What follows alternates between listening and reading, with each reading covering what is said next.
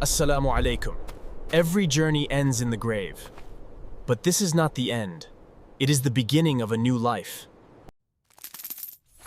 Prayer, charity, and the Quran will never leave you alone.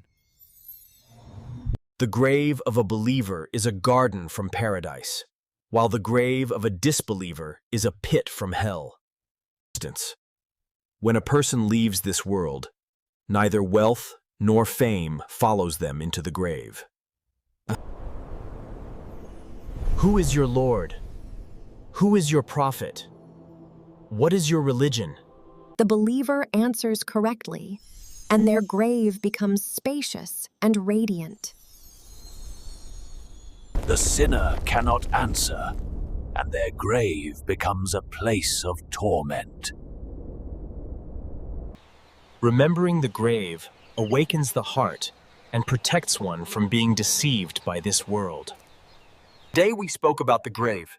Next time, we'll discuss the deeds that bring salvation in the grave. Subscribe and stay with us.